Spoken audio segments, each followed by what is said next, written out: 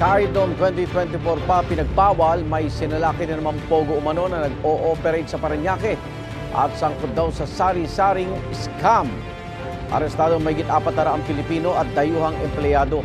Kabilang naman sa mga nakumpiska mga SIM card na pre-registered dito sa Pilipinas at ibang bansa.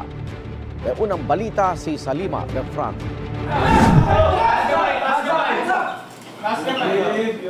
Bit-bit ang warrant of arrest para sa isang Chinese fugitive. Pinasok ng pinagsanib na puwersa ng PNP-CIDG, Armed Forces of the Philippines, Bureau of Immigration, DOJ Office of Cybercrime at PAOK ang 3 palapag ng isang gusali sa Bay Area ng Parañaque City.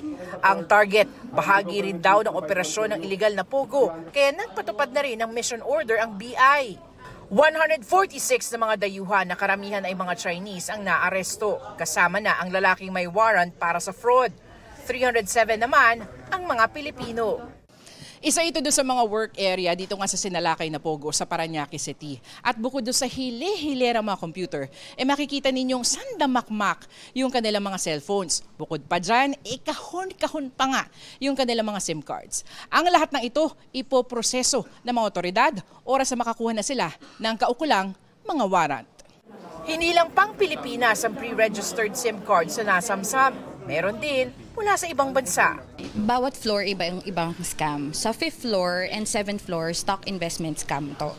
Pero ang pinagkaiba is dito sa 7th floor, may spamming na nagaganap using a Hong Kong mobile. Sa 6th floor, it's an online betting scam. Ang particularly target nila is Indian. Sa 6th floor, Filipino employees. May nakita ring scripts sa mga computer na ginagamit sa panluloko. Meron silang task scam, love scam, at saka yung pinatawag nating Indian sports betting scam. 2 taon na sila nag-ooperate and they never stop. Galing daw sila sa may Asiana, nung medyo uminit daw doon, lumipat sila dito. Minsan na raw na-raid ang pogong ito, kaya napasara ng isyuhan ng closure order. Sa kabila niyan at sa pinatupad na pogo ban, nagpatuloy pa rin ang operasyon nito sa ibang pangalan.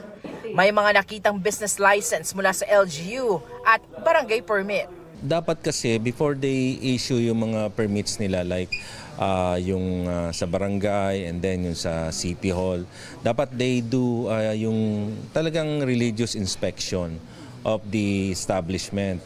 Kailangan check nila kung ang permit nila is entertainment, are they really indulging yung kumpanya nila o yung sa entertainment o baka naman scamming yan kagaya nangyayari rito.